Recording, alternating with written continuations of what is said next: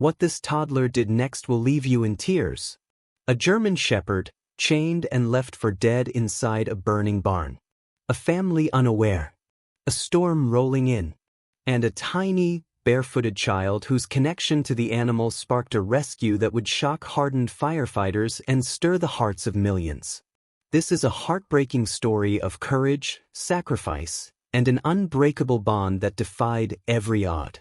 The heat had been relentless for days.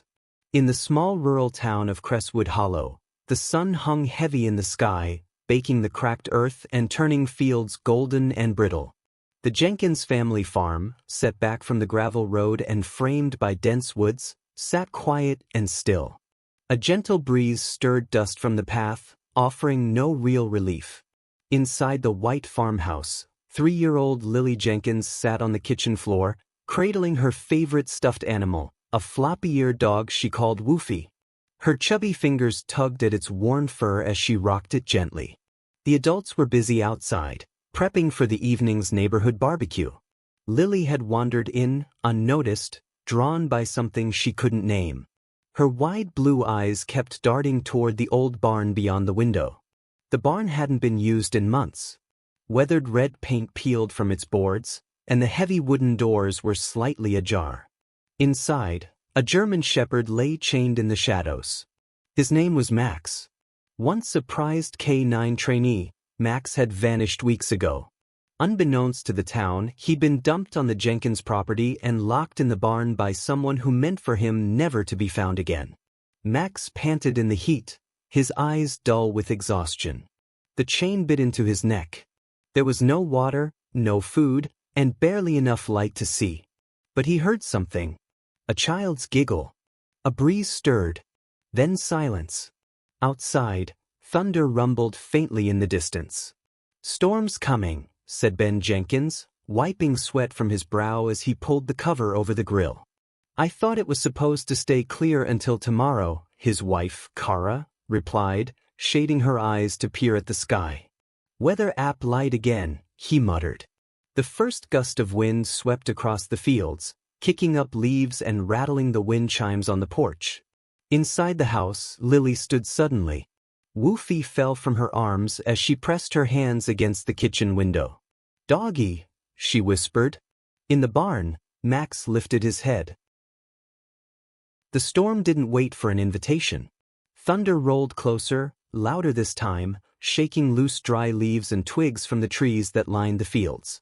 The wind picked up, carrying with it the electric smell of ozone and something else, the faintest whisper of smoke. Ben was busy moving folding chairs into the garage when Kara called from the porch. "Do you smell that?" He paused. Sniffed. "Smoke? Someone burning leaves again?" "Not with this wind, I hope," she said, brows knitting. A crack of thunder interrupted them. Inside, Lily was no longer at the window. She had walked down the hall, feet padding softly against the hardwood floor, her tiny hand brushing the wall for balance. She stopped in the mudroom and stood still, head tilted, eyes wide. "Doggy," she murmured again, her voice tinged with urgency now. The air was thicker, hotter. Outside, something flickered at the corner of the barn. It was subtle, a thin trail of smoke, nearly invisible at first. But within minutes, it thickened. "Ben!" Kara shouted. "The barn!" He turned and saw it, black smoke curling from the roofline. A moment later, flames licked out between the boards like serpents tasting the air. Ben dropped the chairs. "Call 911. Panic erupted. Kara sprinted into the house for her phone, yelling for Lily. "Where is she?" "Lily." Lily was already outside. Barefoot, clutching Woofy in one hand, she walked across the yard. The wind tugged at her curls. The grass scratched at her feet. Her eyes never left the barn. As if pulled by a magnet, she moved steadily forward. "Lily!" Kara screamed from the porch, phone in hand. Ben ran past her toward the barn. "Lily, stop." But she didn't. She pointed one small hand at the barn. "Doggy." Smoke poured from the roof now. The flames caught quickly in the dry hay inside, roaring to life like something alive. The sky turned orange. The first fire truck arrived just as Ben reached his daughter. He scooped her into his arms, coughing from the smoke. "What are you doing, baby? You can't go near that." "Doggy," she sobbed into his shoulder. "Help, doggy." Ben blinked. "What doggy, Lily?" "He cryin'," she said, eyes brimming. "In there." Ben turned toward the barn, eyes narrowing. He hadn't heard anything. But the smoke, the roar of the fire, made it hard to hear anything at all. 2 firefighters approached in full gear. "Everyone clear of the structure?" one asked. "Yes," Kara shouted. "No one's been in there for months. It's empty. We'll douse it from the outside first. Too unstable to go in." "Wait," Ben said slowly, shifting Lily in his arms. "She says there's a dog in there." The firefighter hesitated. "What kind of dog?" Ben looked at Lily. She was crying now, hands pressed to her ears. "She just keeps saying, doggy." "She's only 3. The firefighter glanced at the burning barn. The flames had climbed to the rafters. The structure creaked ominously. "There's no way anything's alive in there now," the other firefighter said, lifting the hose. "He cryin'," Lily said again. "Help, doggy." Kara touched Ben's arm. "She's been saying that since before the smoke started." Ben frowned. Something about the way Lily looked at the barn chilled him. It wasn't just toddler imagination. It was something deeper. The fire captain approached. "We need to keep everyone back. The roof's going to collapse." Lily squirmed in Ben's arms, reaching toward the barn. "He need me." The captain saw her face and paused. He crouched. "Sweetheart, are you saying there's a dog in there?" Lily nodded fiercely. "Big doggy. Hurt." The captain glanced at his crew. "Anyone here barking?" They all shook their heads. But then, the sound. Barely audible over the roar. A whimper. Faint, but real. Everyone froze. The captain turned. "Get the tools. And someone get ready to go in." Lily looked back at the barn, eyes full of something far too old for her years. "Help him," she whispered. The wind howled louder as the fire swelled with renewed fury. The barn, once a quiet fixture on the Jenkins farm, had become a roaring inferno. Smoke billowed into the sky like a dark storm cloud, painting the sun a ghostly red. The fire captain barked into his radio. "We may have a live animal inside. Request backup and immediate breach support." 2 younger firefighters, Kyle and Ramirez, exchanged a look as they pulled on fresh oxygen masks and scanned the burning structure. The flames had already consumed one side of the barn roof. "No way we're getting much time in there," Kyle muttered. "Doesn't matter," said Ramirez. "We go in now or the dog dies." Ben stood to the side with Lily clutched in his arms, his body still shielding her from the smoke and embers swirling around them. The little girl had stopped crying. Her head rested on his shoulder, but her eyes remained open, fixed on the barn. She whispered again as if to herself, "He waitin'." Inside the barn, Max was weak. The heat was unbearable. Flames danced around the hay bales stacked near the rear wall, and the thick smoke choked every breath. But he heard something, footsteps. Distant but purposeful. "Let's move." Ramirez and Kyle pushed through the door that had been pried open by the first responders. The heat hit them like a wall. Visibility was almost nothing, but the faint sound of whimpering guided them deeper inside. "Back corner," Kyle shouted, pointing through the smoke. Ramirez reached Max first. The German Shepherd lay half-collapsed against the dirt floor, chained tightly to a metal beam near a pile of scorched hay. "He's chained," Ramirez shouted. "Need cutters." Kyle tossed him the bolt cutters from his belt. As Ramirez worked furiously on the chain, Max whimpered and licked the soot off Ramirez's glove. The dog's eyes were full of pain but also something else, trust. Outside, Lily stirred in Ben's arms. She reached out and pointed again. They finded him." Ben blinked. "Baby, how do you know that?" "He told me." The sound of metal snapping echoed from within the barn. Ramirez hoisted Max carefully, his large body heavy and limp. "Go! Go!" With Kyle leading the way, they pushed back through the flames. The ceiling above groaned loudly, then buckled slightly, sending embers and debris raining down. Kyle shoved a charred beam aside just in time for Ramirez to duck under it with Max in his arms.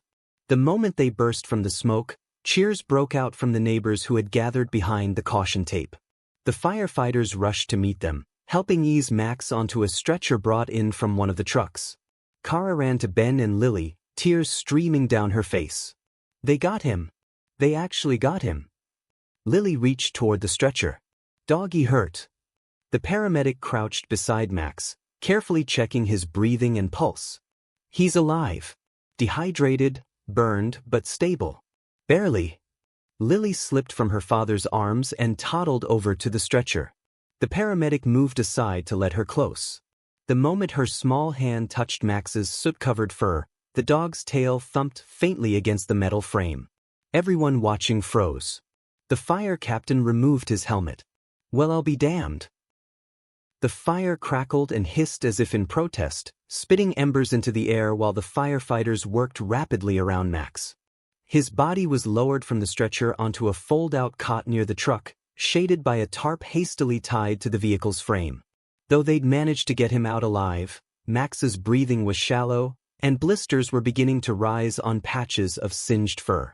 Ramirez wiped sweat and soot from his brow, looking down at the dog with concern. He's got minutes before shock sets in if it hasn't already. Saline, one paramedic barked, handing in 4-line to another. We need to get fluids in him, fast. Meanwhile, Lily had not left Max's side. She sat cross-legged on the edge of the cot, Woofy in her lap, gently resting her free hand on Max's paw. No one could bring themselves to pull her away. Kara paced nearby, biting her thumbnail. We should be getting him to a vet. Ben nodded. Why aren't we? Closest emergency clinic is over 30 minutes away, the captain said, overhearing them. He might not make it that long in his condition. The words hit like a hammer. Lily's eyes flicked up. No. Everyone turned. No, she repeated more firmly. He stay. I stay. A moment of uncomfortable silence followed before Max gave a faint whine. His tail thumped again. It was like he understood her. The firefighters exchanged glances. That dog.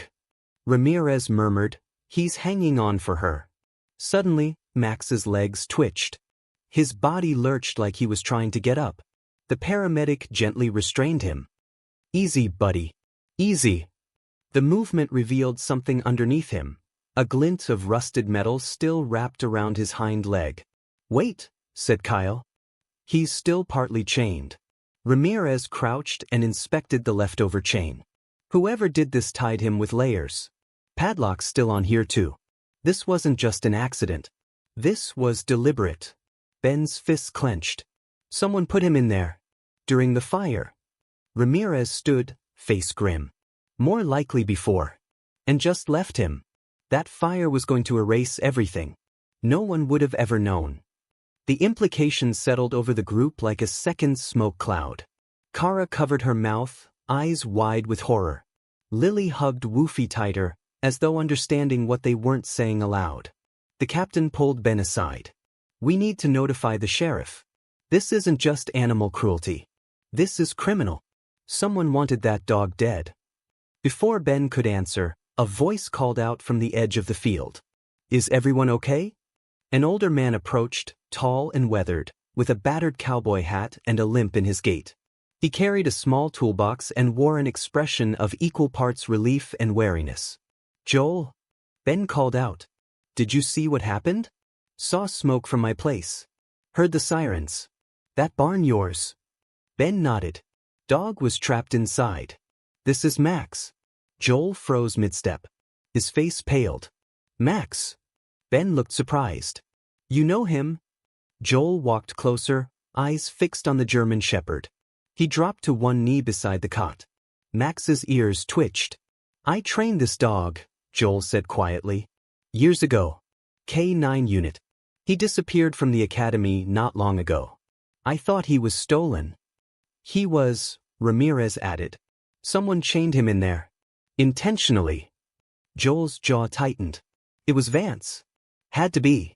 Max disobeyed a bite order during training. Showed mercy. Vance called him defective. Said he'd take care of it. I never knew what that meant. Ben looked between Joel and the firefighters. You think Vance did this? Set the fire? Joel shook his head. No. He wouldn't get his hands dirty. But leaving Max to die in that barn? That tracks. The revelation opened up a slew of questions, but there was no time to answer them. A second fire truck pulled up, and with it came Sheriff Danner. He surveyed the scene, his expression unreadable. What have we got? The fire captain stepped forward. Dog was found chained inside. Barn's a total loss, but the animal survived. Someone wanted to cover it up. Sheriff Danner raised an eyebrow. Cover up what? Joel stood. Cover up the fact they abandoned a living creature to burn alive. That dog was a reject from Vance Security Training Center. Danner narrowed his eyes. That's a serious accusation. Then take a look, Joel said, pointing to the remaining padlock on Max's leg. That doesn't happen by accident. The sheriff took a step closer to the cot, then turned his attention to Lily. She met his gaze. Then she pointed at Max and said quietly, "He told me he didn't want to be bad." The sheriff stared at her, stunned into silence. Behind them, the fire roared louder again as the flames finally collapsed part of the barn roof. Ash and soot filled the air like snow. And Max, his body barely hanging on, moved his head toward Lily and rested it lightly against her tiny leg. The smell of ash hung thick in the air as firefighters finished extinguishing the last stubborn flames. The barn was a blackened skeleton, its frame half-collapsed and smoking. Neighbors gathered at the edges of the yellow tape, whispering, pointing, watching. Inside the hastily set-up medical area, Max lay still, tethered to life by a makeshift four-drip and the presence of a little girl who refused to leave his side. Lily sat on a folded towel beside him, gently stroking his paw, her stuffed animal tucked beneath her arm. She hummed softly under her breath, a lullaby only Max seemed to hear. Joel stood a few feet away, arms crossed. Vance did this. If he tried to bury what happened to Max, it means he has something to lose. He might come back. Sheriff Danner rubbed his chin. We'll look into it. I can't make any promises without proof. Joel gave him a hard look. The proof was almost turned to ashes. Ben stepped in. Can we get Max moved? To a vet? Somewhere safe. Ambulance is on standby, one of the firefighters said. We just got clearance. Then go, Joel said, his voice tight. Before someone shows up with more matches. The paramedics began preparing Max for transport, gently lifting him onto a reinforced stretcher. He groaned softly but didn't resist. His tail gave a single, tired wag when Lily reached out to touch him. Suddenly, a loud snap rang out from behind them. Everyone turned. A section of the barn that had appeared stable finally gave way, crashing to the ground with a roar. Sparks flew. For a split second, panic rippled through the crowd. Get back, the captain shouted. The wave of people surged backward. In the chaos, no one noticed Lily had dropped Woofy and stood up. She wasn't looking at the wreckage. Her eyes were locked on something past it, a figure, a man. At the tree line, half obscured by smoke, a silhouette stood still, watching. Broad-shouldered. His posture calm. Too calm. Lily pointed. Bad man. Joel followed her gaze and froze. No. It can't be. He started running. Hey. Hey you. The figure didn't flinch. But when Joel broke past the caution tape and toward the woods, the man turned and disappeared into the trees. Call it in. Joel shouted. He's here. Vance was here. The sheriff barked orders, but by the time deputies reached the tree line, there was no sign of the stranger. Only boot prints in the scorched earth. Lily picked up Woofy. He wanted to finish it. Everyone looked at her. Ben knelt. Sweetheart, what do you mean? She stared toward the woods. He came to make sure Doggy didn't wake up. Max whimpered as if in reply. The ambulance doors opened with a hiss. Joel climbed in with Max without waiting for permission. You coming? He asked Ben and Kara. Ben nodded. Of course. Lily too. As the vehicle rolled away, the sheriff stood beside the fire captain. Keep an eye on that family. If someone wanted that dog dead, they might not stop now. Back inside the ambulance, Joel sat beside Max, whispering praise and comfort. Lily leaned her head on her mom's shoulder, blinking slowly. "He knows I love him," she murmured. Joel looked over. "I think you might have saved him, kiddo." She didn't answer, but her hand found Max's paw, and she held it the rest of the ride. Outside the vehicle, sirens wailed. The storm had passed, but the danger was just beginning. The animal hospital was quiet when they arrived, the fluorescent lights humming faintly above the reception desk. A nurse in light blue scrubs took one look at Max's condition and rushed him through the double doors without hesitation. Joel and Ben followed closely behind, with Kara and Lily trailing. Lily gripped Woofy tightly again, her thumb in her mouth. Her wide eyes darted around the sterile room, but her thoughts were clearly with Max. She hadn't said a word since the ambulance ride ended. A vet appeared from a side door, young but sharp-eyed. "I'm Dr. Patel. Let's get him stabilized first, then we'll do full imaging and wound treatment. Do you know how long he was in the fire?" "Too long," Joel said, his voice low. "But he's strong. Stronger than he looks." Dr. Patel nodded. "We'll do everything we can. He's lucky to be alive at all." They watched as the stretcher disappeared through swinging doors. Joel stared at the floor a moment, jaw tight, then walked back to the waiting room and sank into a chair. Ben sat beside him. "You really think that was Vance?" Joel didn't hesitate. "I know it was." "Why?" Kara asked, wrapping an arm around Lily. "Why would someone go to so much trouble just to kill a dog?" "Because Max was never just a dog," Joel said. "He was a symbol. He disobeyed. Refused to attack an innocent person. Vance saw that as weakness." "But he didn't kill him right away," Ben said. "No. He waited. Waited for the right moment. He must have found a way to dump Max in that barn and figured the fire would cover everything up." Kara looked at Lily. And she knew. Before it even happened. Joel looked at the little girl. "I don't know how. But somehow Max reached her." As they sat in silence, the door opened. Sheriff Danner entered, dust still on his uniform. "I have deputies watching the property," he said. "But if Vance was there, he's gone now." "We need to find proof," Joel said. "I'm working on it," the sheriff said. "But we'll need a statement from you. If Max is connected to that training facility, we might finally have a case." Lily stood up suddenly and walked to Joel. She held out Woofy. "He needs it now." Joel blinked. "Woofy?" She nodded. "It helped me when I was scared." Joel's throat tightened. He gently took the stuffed animal. "I'll make sure he gets it." Dr. Patel returned an hour later, looking exhausted but smiling faintly. "He's stable. The burns aren't as deep as we feared, and his lungs look surprisingly clear. We sedated him and started treatment. He'll need time. Weeks, maybe months. But he has a chance." Lily clapped quietly, then ran to her parents, hugging them both. Joel sat forward, relief softening the hard lines of his face. "Can we see him?" "Only for a few minutes. He's still out." Inside the dimmed recovery room, Max lay on a padded blanket, for lines taped to his front leg, bandages wrapped gently around his neck and torso. Joel knelt beside him and placed Woofy beside his head. Ben rested a hand on his back. "You okay?" Joel nodded. "I will be." From the doorway, Lily whispered, "Thank you, doggy." Max's ear twitched. Outside, the stars were just beginning to appear. But inside, under soft fluorescent lights, a piece of something sacred was being restored, one heartbeat at a time.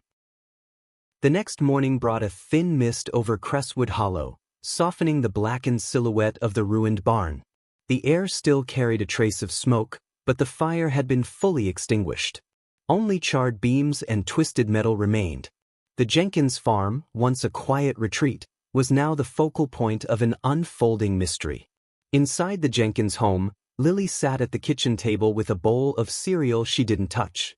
Her eyes stayed fixed on the front door, as if expecting Max to come trotting in at any moment.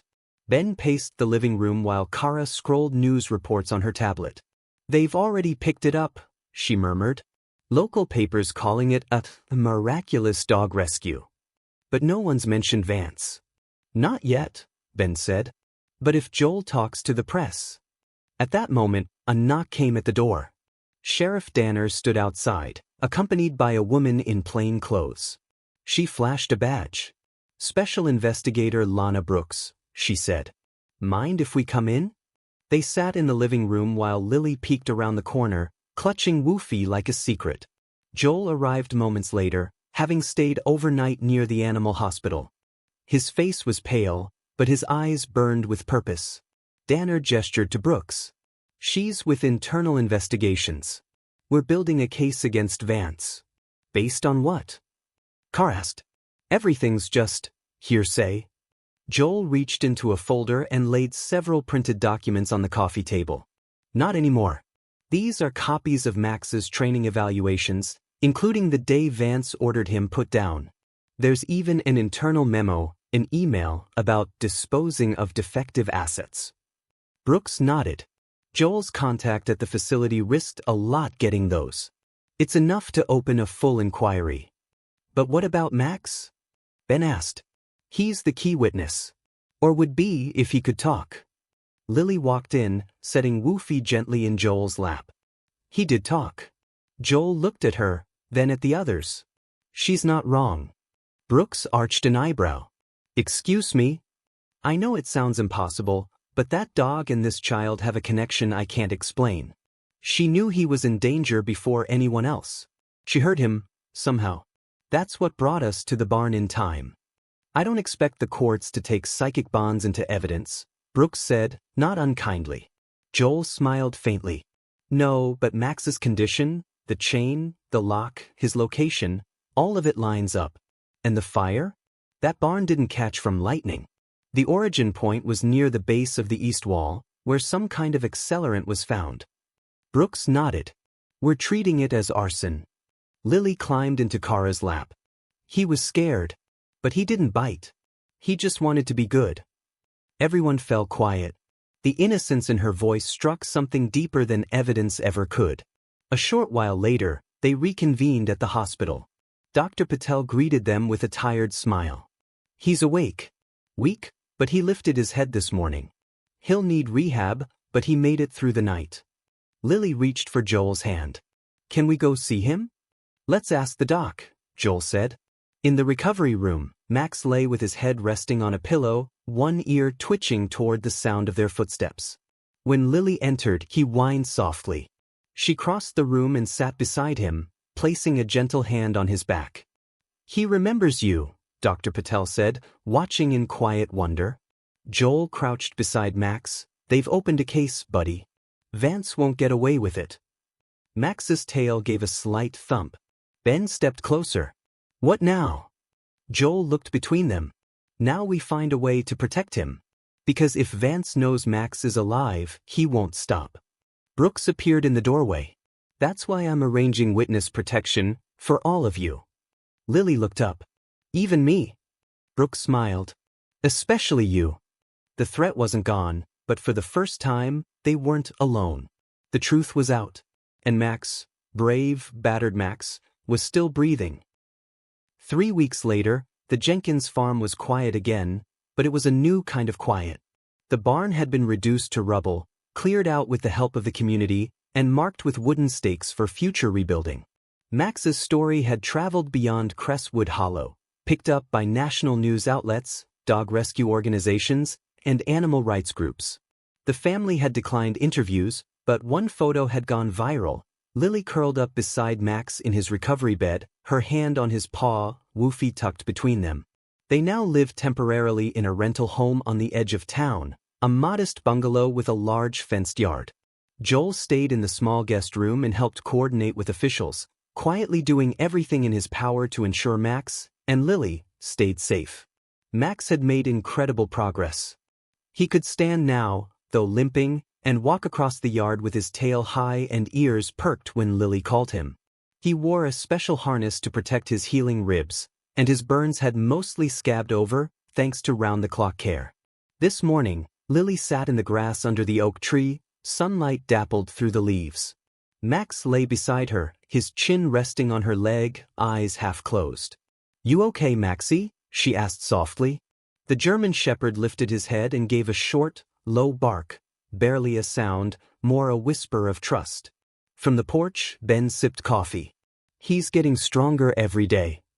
Kara nodded. And Lily hasn't had a nightmare since he came home. Joel joined them, holding a letter in one hand. It's official. Vance has been indicted. The DA wants to go public next week. Ben raised his eyebrows. Already? They found more, Joel said. He's been disposing of dogs that didn't pass aggression trials. Max is just the first we've been able to save. Silence fell. It was the kind of horror that made people question humanity. Joel looked out at Lily and Max. They want to use Max's story as the centerpiece. With the family's permission. Ben and Kara exchanged a look. If it helps others, Kara said. Only if Lily's left out of the spotlight, Ben added. Joel nodded. That's what I said too. Later that afternoon, Lily sat beside Joel on the porch steps, swinging her legs. Will he be okay forever now? Joel considered her question carefully. He's safe now. And as long as he's with you, I think he always will be. Lily leaned against his shoulder. I think he was mine even before we met. Joel smiled, eyes damp. Maybe he was. As the sun dipped below the trees, Max barked sharply and rose to his feet. His ears twitched. Ben stepped outside. What is it, boy? Max growled once, low and cautious. But then his tail wagged. From around the corner of the house came a small dog, yipping and trotting toward them, clearly lost, skittish and thin. Max stepped forward and stood in front of Lily protectively, but not aggressively. Lily stood up. It's okay. He's just scared. The small dog paused. Then padded forward. Max didn't move. And then, carefully, the little dog laid down at Max's feet. Lily grinned. Guess we have another one. Joel laughed. Careful, or you'll start a sanctuary. Maybe I will, she said. A place for good doggies. The stars began to appear overhead, blinking into view one by one. The night air carried the soft rustle of trees and the occasional chirp of crickets. Inside the house, the lights glowed warm. And outside, beneath the open sky, a little girl, a healed hero, and one new friend sat beneath the oak tree, proof that courage and kindness could rewrite even the darkest of fates.